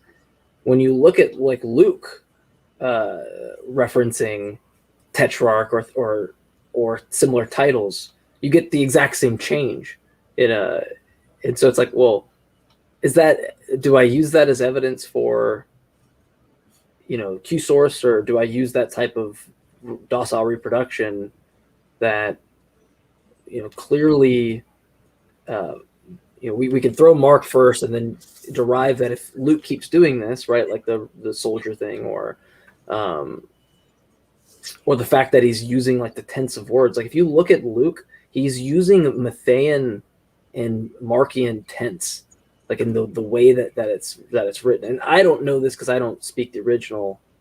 I can't read that, but from what I read from scholars, it's using the same tense, and so you get the exact same type of thing all the way throughout. You had said something, I was trying to relate it to that point. Now I'm completely blindsided on what it was, but it's all good. We're covering a lot of ground. Maybe if whoever would watch it could fit it in there somehow, but yeah, no, that's the thing. It's like there's so much to it that it's like you have so many different hypotheses. Like you have Austin Farrers, I think, is the original Q source. I could be wrong, but like you have different kind of variations of it. So it's not. I want to preface that someone could have different variations to what they even mean by Q material or something like that. Yeah. By the way, we're not talking about QAnon. Yeah, Q theorists. Yeah, I didn't even think about that. Something completely different. I think someone alluded to that in the comments. I briefly saw, but like we were talking about Trump and right wing shit, and then we were talking about Q documents. So it's an easy connection to make. So very easy. Yeah, our bad. I didn't even think about that. That's funny. Yeah. No, but yeah. So I mean, like, I would just suggest that everybody to read if any of that, none of that should interest people, in my opinion, really. Like it shouldn't be interesting to like any atheist to pedantically look at these kind of things. I don't know why it is for me, but it is. But if for some reason you're weird like me and any of that does interest you, like I suggest looking at Dr. Mark Goodacre, or even the original article by G.M. Styler on docile reproduction. I'm admittedly had to go to the hospital, and I know you know this. So fighting through an interview while on medicine is definitely a weird thing, but you will definitely get a way more coherent understanding of it if you read the book, or you look at Styler's article, or you look at I think Mark Goodacre has a web page, just like markgoodacre.com or .blogspot or something, or you can just Google editorial fatigue. It's probably like the first link. Yeah. And look at that, because it's very fascinating stuff, and he's got the credentials and the background and things like that to express it and elucidate on it a lot better than I can. I could not even tell that you were fighting with meds. Oh, really? That's why I can't like stay still. It's so annoying, man. Like it's like so. I hate taking medication, but it's like, oh god, yeah. It's like I can't go get food. I have to get Uber Eats and spend more money. It's Yep. So it's back to when you were saying that you don't know why, like you think you're weird for being obsessed with this or being interested in it. For me, it's interesting studying everything from this side, because I'm like, at one point I believed all this, and so I have that understanding. So now I'm like, and I was a very dedicated member of the church for 10 years before I even started going to college. So now I'm like, for 10 years I was told all of this wrong information, like again, the gospel's being written anonymously. That's something I didn't hear about until college, because That's crazy. Like the church never. Nobody mentioned that once. No, and quite the contrary. They were like, this is why this is reliable. It was written by 4 eyewitnesses, all saying the same thing. Like, that's why. Well, there's one. It's funny because the Bible I have, I wouldn't be able to probably find off the top, but it has right before, I think it's Mark or even Luke, it just straight says it. Like, we don't know who the authors are, and I was like, every Christian needs this Bible. Why is this not there? Right at the beginning of yes, that was pretty earth shattering for me to hear at first. The Gospel according to Mark is generally recognized as the earliest attempt to reduce the. That's not it. Oh, although the Gospel is anonymous, so when I saw that in there, whoever had got it before me had highlighted everywhere in the book and left these little sticky notes and things like that, pages. Oh, was you from a thrift store or something? They didn't want to highlight that. They didn't want to highlight anything on this page. Oh, yeah. They just skipped the page, and everything on the next page is all highlighted. And great. Doesn't fit in their echo chamber. I get and it. then everything that I went into for looking at the editorial fatigue, I have a different Bible with that, but I get mine at thrift shops, so they're usually marked in already. But oh wow, I just guessed. I said, "Would you get that from a thrift store?" Yeah, I did. That was total guess. Nailed it. It's actually really good one. It's the New Oxford Annotated Bible with the Apocrypha. Oh. It's actually very interesting in terms of the stuff that's in there, at least from a nerdy perspective. So what are you doing? But sorry, I cut you off. So you went to college, and they had told you you had finally learned that, and then what happened? Yeah, that's just through all this, I'm like, wow, I believed all these things so firmly for 10 years, and now I'm learning how wrong it is. Like now I'm studying in depth about how the manuscripts have changed throughout history. And again, another thing we were told all this time, even through college, they didn't tell us about the differences in manuscripts in college. So in my 10 years as a Christian and in college, I believed that the manuscripts were completely on par. They never changed. They were done oral tradition was so that it was recorded letter for letter. It was never changed. Oral tradition was reliable. About the age. People trained specifically to be able to remember things in that much detail. So I believed all that, and I'm like, no, holy shit. Psychologically speaking, the reliability of oral tradition is not reliable at all. There have been several studies done about that. What if you at the time if someone had asked you the age of the earliest manuscript, which is P52, right? I think it's the earliest that we have. 52, which is a little bit of John, but it's the size of a credit card, and then it's like the P45, trial, right? Which is a pretty good chunk of Mark. Yeah, we never learned about the manuscripts. What would you have said if someone had said hey, we have this thing P52, it's John 1830 something to 30 something or whatever. What if they'd said that to you and they go, how old do you think it is? What would you have said at the time? Jesus time. No, I knew that that's one thing that I did learn in church. They said we don't have the original manuscripts what's the word? Autographs. We don't have the autographs. The earliest, I think they dated Mark at 30 or 40 years after Jesus' death. So that's the earliest. They're but then that's where they stressed the reliability of oral tradition, and in how it's 4 different people who are writing about it, at different times, and they're all saying about the same thing. So that's evidence that it's accurate, and that oral tradition is reliable. Sounds like a kind of trust me, just trust me. Yeah, exactly. It's cool. It's cool. Don't look about it. Don't read about it. Don't. It's fine.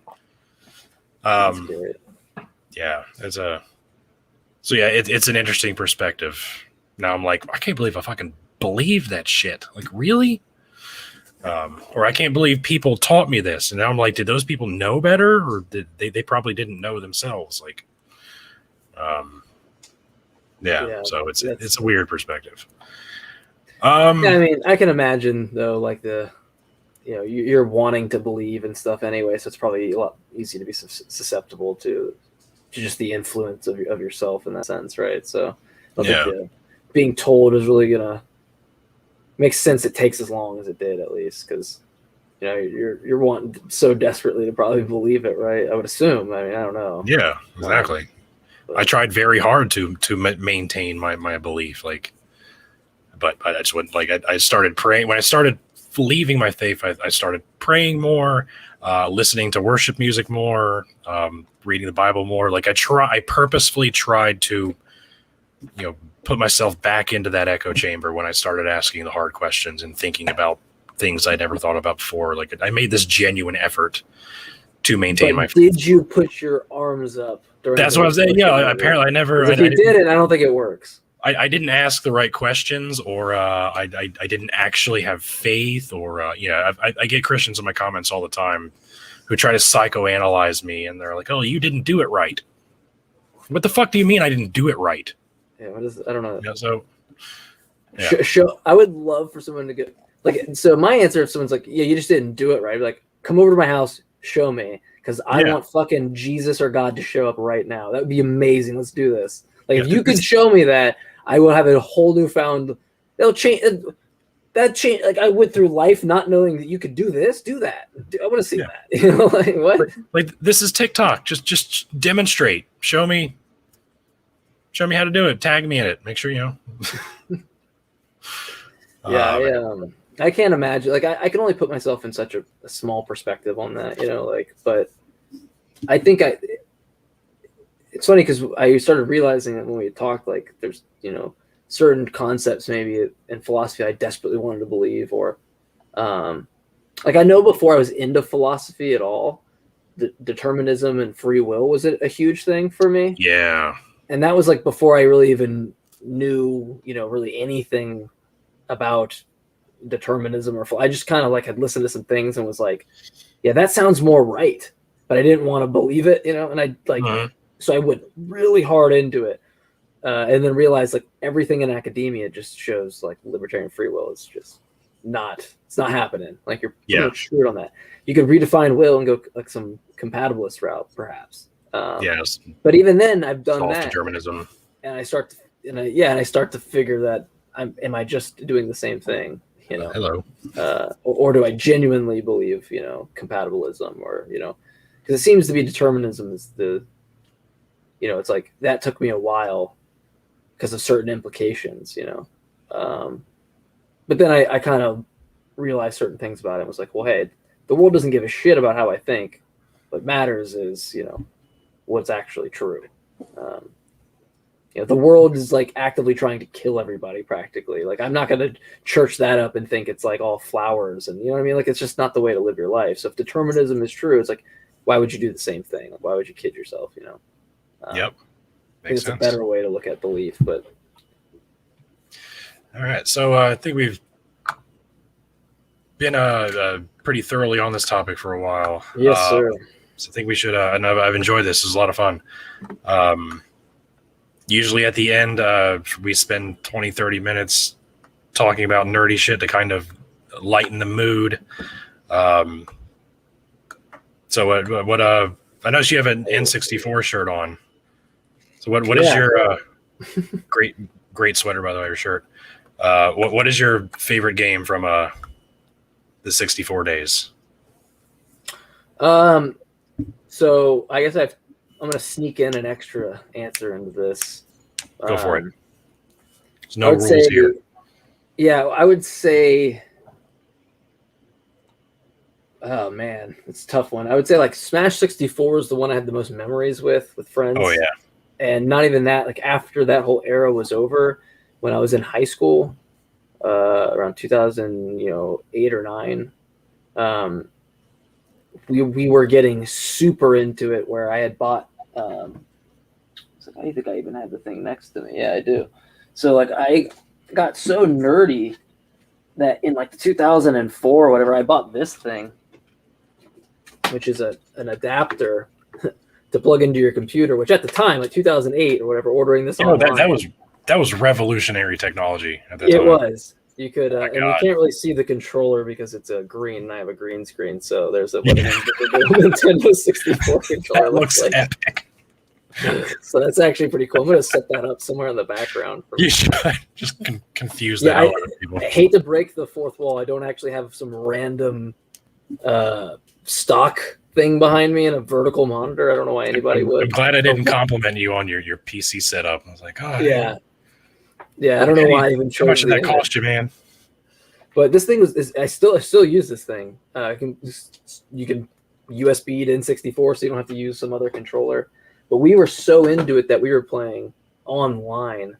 So Project 64 is a popular emulator for N64, but Project 64K added network ability. You could go and challenge other people. So at the time we were playing each other, and we thought we were really good. Like trying to figure out all these techniques and stuff. And then I played the number one guy in the world. I don't know if his name is Asai or Asai. It's Isai. At the time, he was the number one guy in the world. He was like a legend.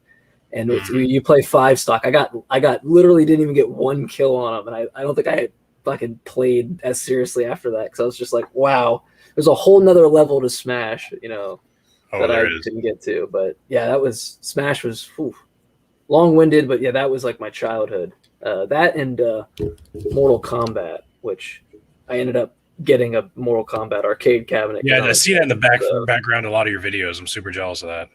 Yeah, not that I would have anywhere to put it in my house, but yeah, that's pretty tits. But yeah, that's probably the two things I'm the nerdiest with, I would say. What about you? What are your games? One of my nerdiest flexes, since you brought up Super Smash, which one that would be? I have two answers. That'll be my first one, Smash. But I feel like Ocarina of Time doesn't really count. I don't know. Of course it does. Well, it does because that's kind of like everybody's. That's like the default. Like that's like the give me. I don't know. It's such a good game, dude. Oh, it is. So yeah, Smash Brothers. I went when I was in college, we had a store downtown. And like, I don't know how to describe it. Like you pay a membership fee and you can go in there and you can play like any system. They had everything set up, like multiple PlayStation and multiple Ataris, everything. They had like every board game, card game. You just go in there and you play whatever the fuck you wanted. And of course they held like D&D nights and Magic nights and all kinds of things like that. Well, one day they had a Smash Brothers tournament. And it was for charity. It was called One Up Ministries, I think. And it was a tournament, charity event. And so I entered, and I wiped the floor with everybody. Like it wasn't even close. I fucking annihilated everybody, and it made me so happy. And I play as Star Fox, so I won, and I won that charity a lot of money, which is great.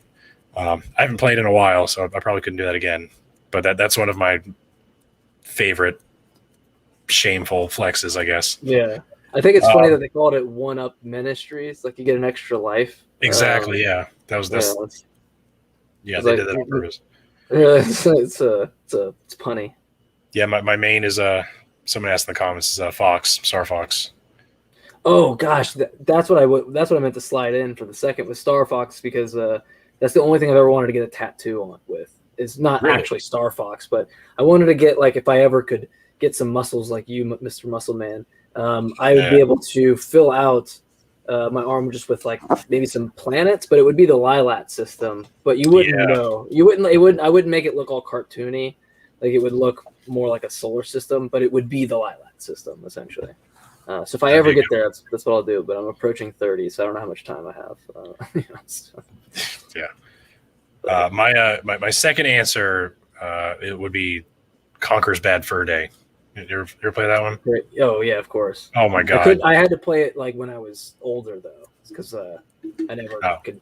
Never, not that my parents would. I just never saw it in a while. Yeah. I played it. I had a cousin who introduced me to it, and she described it, and she was like, "Okay, so you're this squirrel, and you fight these teddy bears." Yeah. And I was like, "That doesn't sound like anything I'd be in." What? And then I But played it it, I was is. like, holy shit, like they're murdering each other, they're drunk, they're like, Yeah, the cutscenes are just so epic in that game. oh, they man. were. Yeah. And the multiplayer was fantastic too. Yeah. So you mentioned Mortal Kombat. Have you seen the new movie yet? Okay, so I did. I saw half of it, so I can't really give an opinion. Could So you I make got it through the second half? well. There's two issues. One, I got an Oculus, and so in the Oculus you can go into the like this movie kind of theater, right? It's like a virtual theater and watch it. Someone was streaming it, and so I got to watch it, but not that it was blurry or anything like that. It was just the person's stream wasn't very good, so it would skip a little bit, which took me out of it. So I need to watch it where it's like a consistent stream, but it was very cheesy for me at the beginning, which I didn't know if I liked or didn't like. I just didn't like that there's no tournament, and I don't give a shit about Cole Young. I care about Johnny Cage, or I care about a character. Like, you have so many fucking characters in Mortal Kombat. Why do you need to invent a new one? Yeah, they made up a new fucking spoilers, by the way, for anyone who gives a shit and hasn't seen the movie yet. Like, the main character is just made up. But you can spoil it because it's not going to ruin anything for me. And it's not that great. And his super ability, it's like fucking random as shit and didn't make any sense. And yeah, like there was no character development. There was no you don't know about him or his the dynamic with his family to really give a shit. Yeah, did you care about that guy at all? Yeah, no, not even a little bit. That's what I'm saying. Like I was like, I don't give a fuck if he dies right now. So you're actually cheering. You're like, hopefully he dies, and Johnny Cage is like, yeah, all right, now we got rid of that loser, and then you start the fucking movie, Yeah, and and Liu Kang and Kung Lao were like, yeah, you point out they overacted and it was cheesy as fuck. Like the 1995 Mortal Kombat was way better on so many levels than this thing. Like the action scenes were decent, but you cut out for me. You're all frozen. Oh, am I still here? Oh, no, you're back. You're back. Good now. Annihilation was even better in my opinion. Did you see that one? Yeah, and Annihilation was fucking terrible. It was awful. It was like one of the worst movies I've ever seen. Yes, I was really. What? Everyone says Annihilation's terrible. Maybe I'm just a Mortal Kombat. Okay, now you froze on me. You're gone. I'm just staring at a picture of you. No. Hold on. I think it's my internet. I don't know there you are. Okay, we're good. It's done it twice through the stream. I apologize. So you were saying you didn't really mind Annihilation? I didn't really mind Annihilation, but I think it's just because it's so bad it's good kind of a thing. Okay. I can see that. So actually, this is a random question, but I want someone to know what fucking movie I'm talking about because I asked my brother, and I swear we grew up watching this movie. It's a really bad movie. And every person I've asked is like, yeah, I've never heard of that movie. I went back to make sure it existed, and I watched part of it, and I had to turn it off because it was so bad. But you ever seen the movie Star Kid? It's about this like robot thing that comes to space, and like this kid goes and checks it out, and then he like gets inside the suit and he becomes like part of the suit. The suit's like talking to him and shit. It's the weirdest fucking nobody knows what I'm talking about. I just always look stupid when I ask, so we succeeded again. It's a terrible movie, absolutely terrible, but it's so bad it's almost good. That's one of those. That makes me think of Kung Pao. It was like so bad it was good. Kung Pao. Oh yeah. I don't know. I was thinking Kazam. Kazam was just bad. Yeah. Like, just bad enough to be bad. I just remember like the Middle Eastern guy that's like eating like fucking snails or some shit throughout the movie. Like part of it that grossed me out as a kid. It's like all I remember from Kazam. Oh, and the hamburger when he wishes for hamburgers and shit. And it like rains all the candy down. That was and you got like a fucking 1,000. I'd forgotten all about that scene. That was my someone says it. I glanced at the comments for the first time. I just see Star Kid. That was an integral part of my childhood. Thank you, Parliament of Trees. I saw it. It was one of those things where I was like, I didn't even realize this existed. For like 29 years of my life. I'm like, whoa, I forgot about this. And then it came back to me and just like flooded me with nostalgia. Terrible movie. Yeah, there's a lot of movies like that I enjoyed even as a teenager, and now, like, have you ever seen the movie Equilibrium No. with Christian Bale? All right, No, so but I like Christian Bale, so. it's based off of a book, and the whole concept is emotion. Like, there's a World War III, and they decided that human emotion was the cause of everything. So they developed a serum, and they that would suppress human emotion, and they got rid of music, art. They got rid of everything. And Christian Bale's character he's like an enforcer of anyone who like hoards like artwork or music, and they hide it. There's like an underground where people want to like normalize having emotions, I guess. Like, the concept is interesting, and the fight scenes are fucking phenomenal. Like, just Google Equilibrium fight scenes. They're the fucking stuff of legend. But the movie was terrible. Like, it's so everything is gray and white, and everyone talks really monotone because that's the plot. There's no emotion. Yeah. There's nothing stimulating. So it's really hard to watch. Now that I'm older, but when I was younger, I was like, this is a shit. Yeah, I dug. What was it? I don't remember who I was asking. It might have been Autumn, or someone, or maybe it was Cease. I don't know. I was asking somebody if they had seen American Psycho.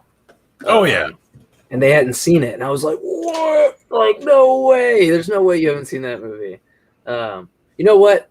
No, I won't do that live. But backstage, I'll tell you. Won't do that live tour because someone who's a friend of ours didn't know a certain video game that we've talked about, but I won't do that to them live because they'll be mad at me. So I'm not going to do it.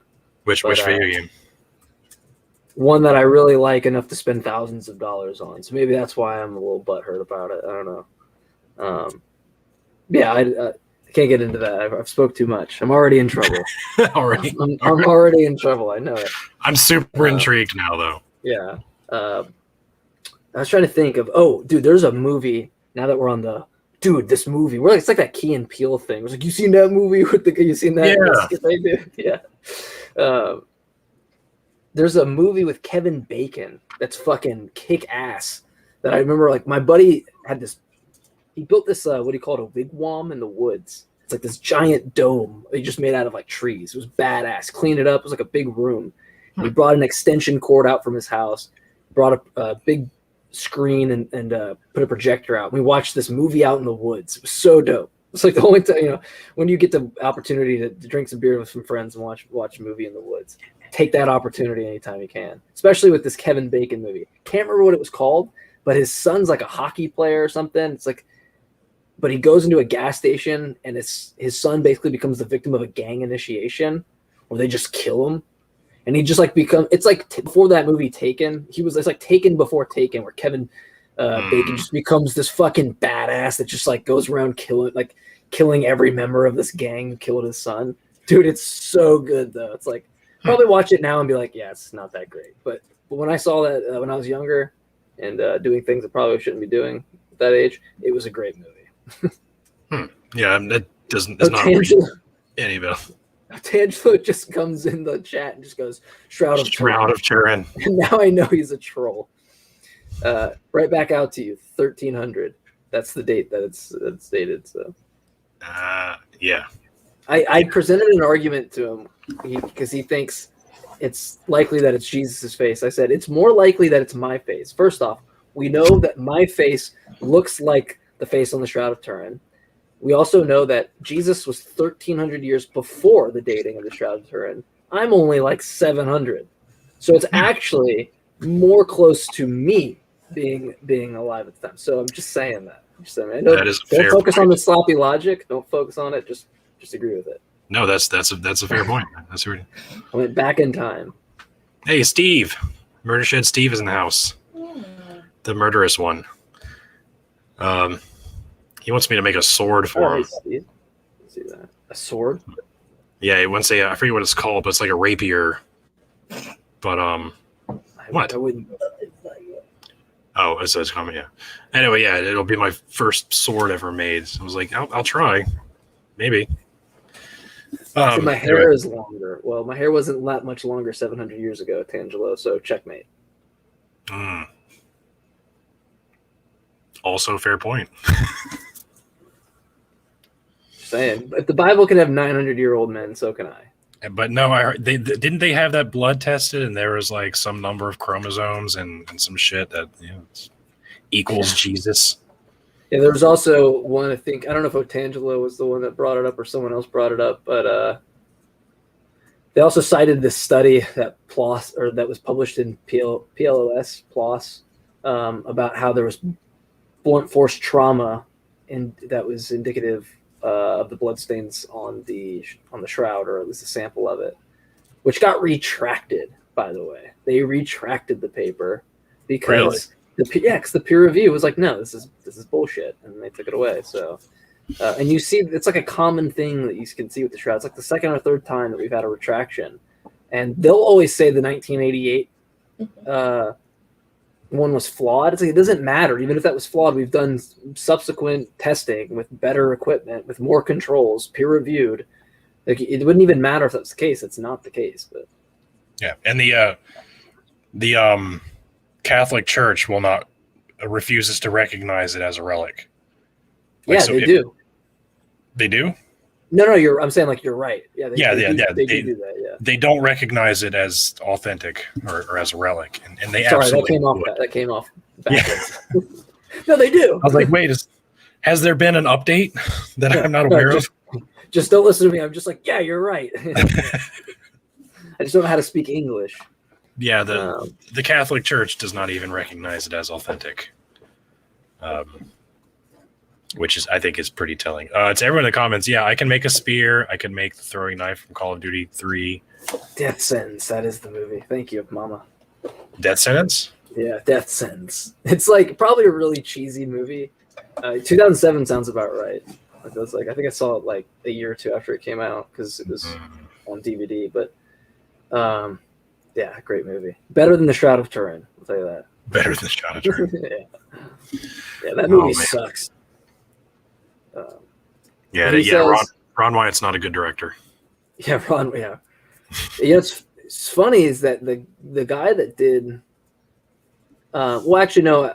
I actually know he's going through some stuff. I saw he's got stuff in his personal life, but one of the guys got like 260,000 followers, who does a lot of the typical debunked shit on TikTok, like the Shroud of Turin. I made a video responding to him. I can't remember his username. But he has not made a video since I debunked that video, and I was just wondering. I was like, I hope it like got to him. I hope like that was the catalyst for him to go, shit. Everything I've been saying is a lie. I really hope. I don't want to put it in on that. I know he's been going through some stuff, so yeah, that's why he hasn't been posting. But are you talking about TJ the Guider? I don't know. We've had very civil. It's been very civil conversation, so I don't. Probably not him then.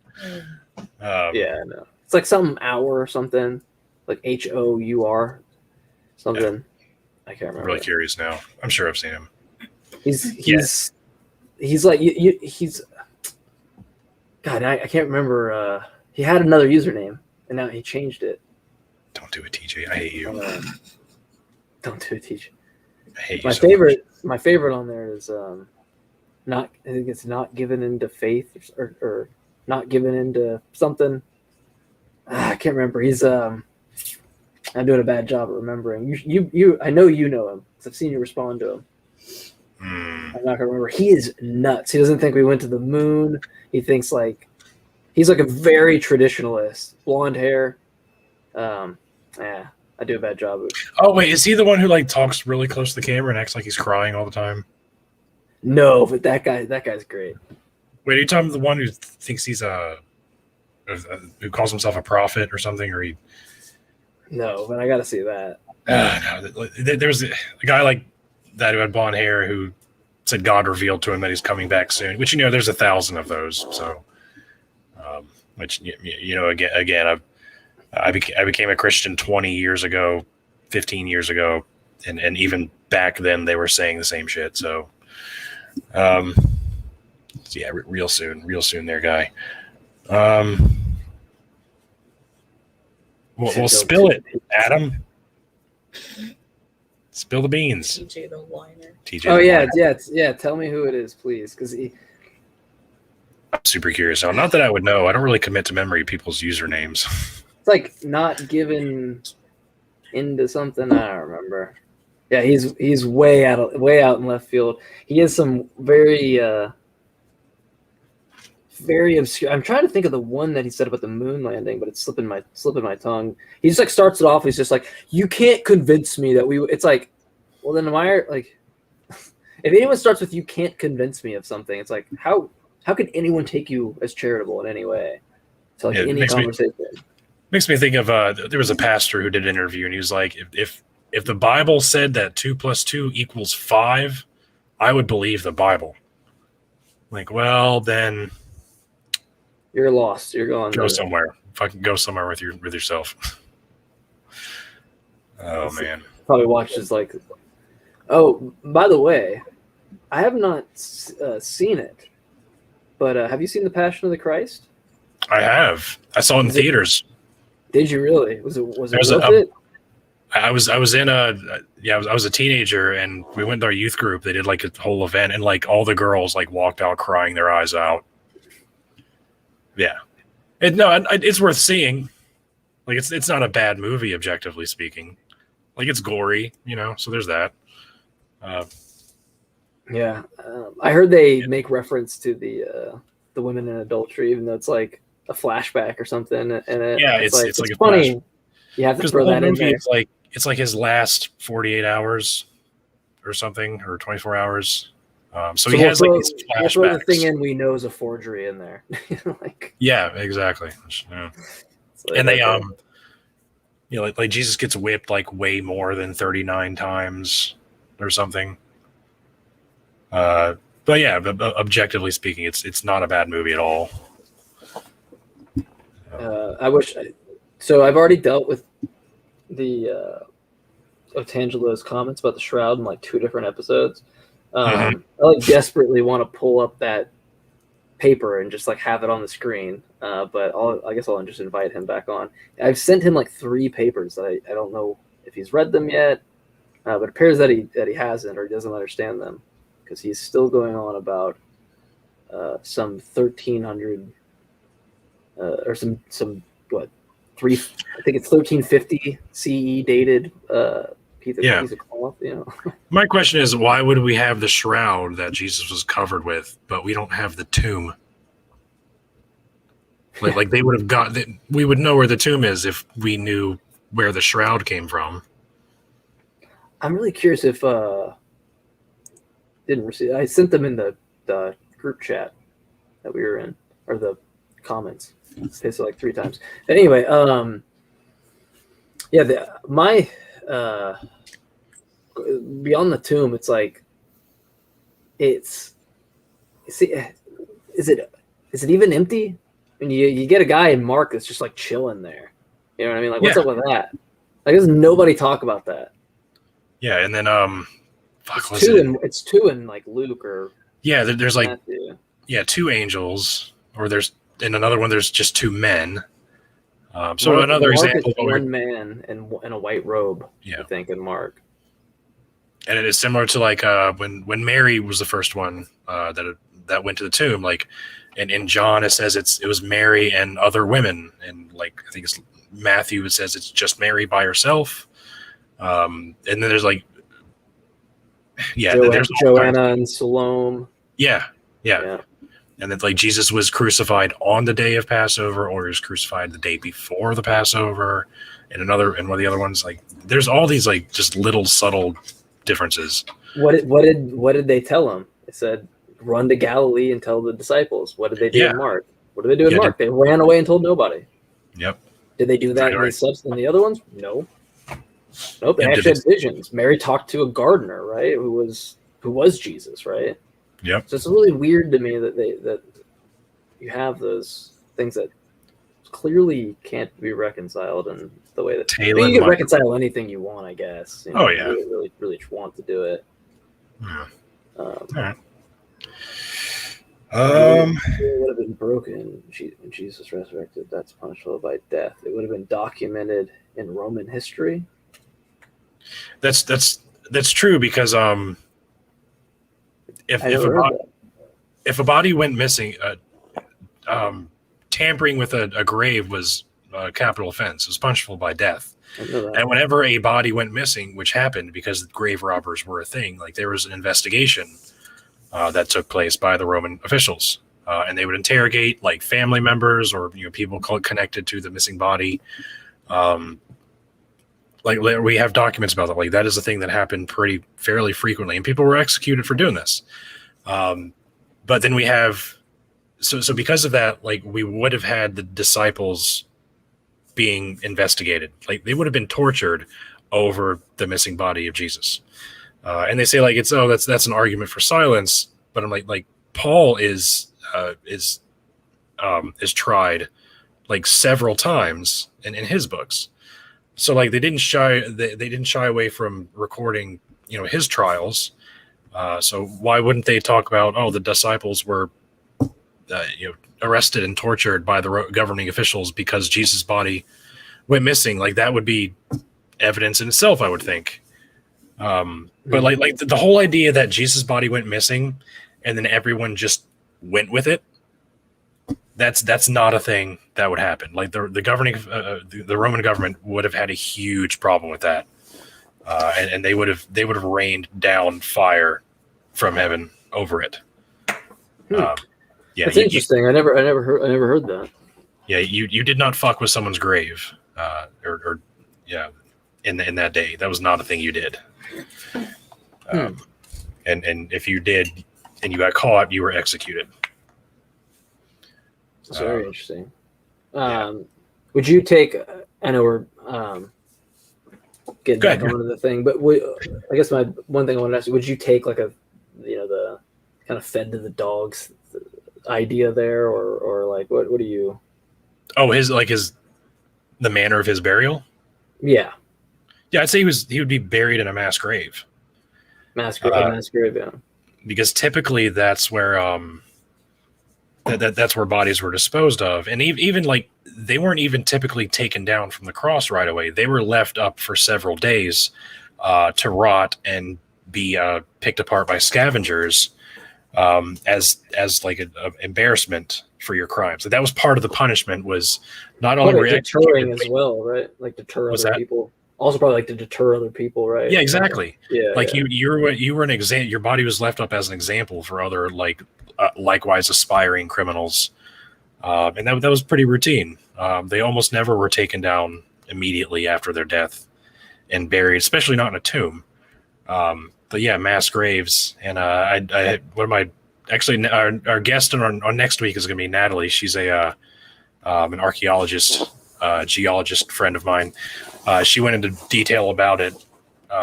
One day I was talking to her, and she said there's mass graves for like women, there's mass graves for children, there's mass graves for men. When people were crucified, sometimes they would be taken down right before they died, so they could like get better, and then they put them back up. It's like but never has there ever been an account of one being buried in two. And I like to point out the parallel in Genesis. Is it 21? Where Joseph doesn't even change the name. It's still Joseph. Like Joseph of Arimathea bought the tomb and then pled with Pontius Pilate for the body of Jesus so he could bury in the tomb that he purchased for himself. Well, in Genesis, Joseph pleads the emperor for the body of his father so that he could bury him in a tomb that he made for himself. Like it's the exact same story.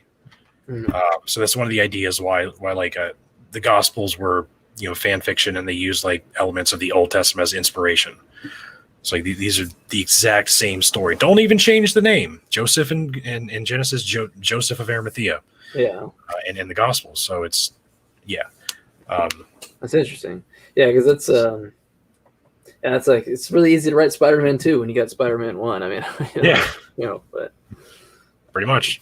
Yeah.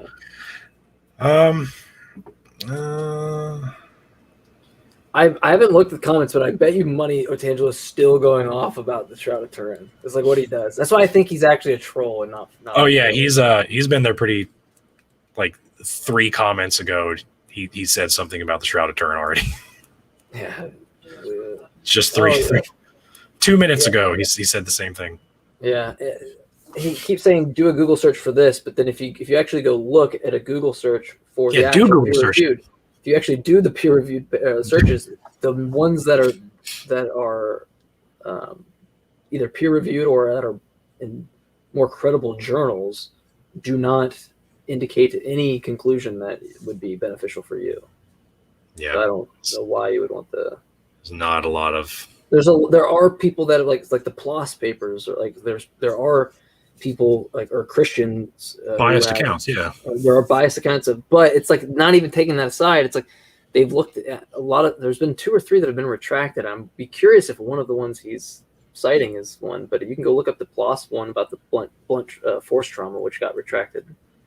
And if you look up if you look up Ron Wyatt and like all the details about that, like the archaeology community, whatever it's called, they say he never got any of the permits. He never even applied for the permits to dig on a site, because you don't just go there and start digging. Like you have to get permission, you have to get permits to do that. Like he never got any of those permits. He was never there, and he's been like banned from some places for making up these stories. His own geophysicist, or was geophysicist? Yeah, I can't remember what his title was. But the guy that went with him, I can't remember his last name. But this is what I sent to that guy on TikTok who hasn't posted like a video in a week since I sent it to him. Is even that guy wrote a letter in like 98 or 9 with the whole arc thing, and was just like, yeah. There's no doubt in my mind that Ron planted the metal rivets that people cite. He's like, you just wouldn't find these there. Like these are clearly planted.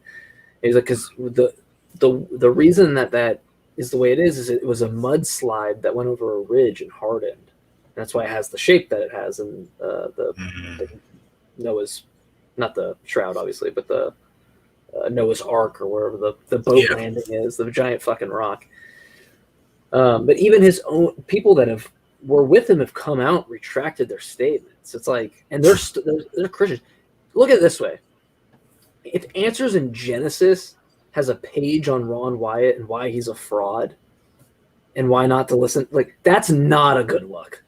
Yeah, like that made me actually double take and go, hey, maybe Ron Wyatt's got something here, because Answers in Genesis doesn't agree with it. It's like, oh no, they just realize how fucking ridiculous it is that they don't even want to touch that shit. You know. And the fact that one guy has made all of these crazy discoveries, like no, these are things that are done by teams of people with different organizations. But one guy has found like nails of Jesus, the shroud, the childhood home of Jesus, or in Noah's Ark. Like this one guy found all of these things. Like really, plot like all these other archaeological communities. Yeah. You have all these other archaeological communities making all these excavational efforts to find all of these things, and none of them can find any of them, but one guy finds them all. Yeah. Fucking magic. He's like, God, by the way, guys, with all my new discoveries, God has given a new covenant. It is the covenant of Ron. It's like, what? Yeah, it's only a matter of time before he comes the next Joseph Smith or something. Yeah. But yeah. All right, we're getting on. About to cross over 2 hours now. Yeah, I'm getting hungry myself, so yeah, I'm getting sleepy. Yeah. I got to get up, get the kids to bed, or get to school in the morning. But yeah, this has been a lot of fun, Mike. Thanks so much for coming on. Where can people find you if they want to see more of that beard of yours? Oh yeah. Well, Axioms on Trial is probably the most consistent thing I'm doing. That's if you're into philosophy. We go over Q. We have a video on Q source, things like that. So we kind of cover the whole criteria of stuff in the religious debate circles. And then for more lighthearted stuff or quicker videos, TikTok, Atheist Jesus. And then the May 30th, I will have a pretty cool announcement. I can't really speak too much on, but watch Talk Heathen on the 30th, and and I'll hopefully that'll be the day to announce it. So, all right, I'm intrigued. Yeah. All right. So thanks again to you. Thank everybody for tuning in and watching and interacting in the comments. Appreciate y'all. Y'all have a good night, and stay tuned for our Thursday show. We do a live Q&A, and then next week, we'll have a Natty Nat, and we'll be able to talk about rocks and stuff, and that's going to be a good time. So thanks again, guys. Y'all have a good night.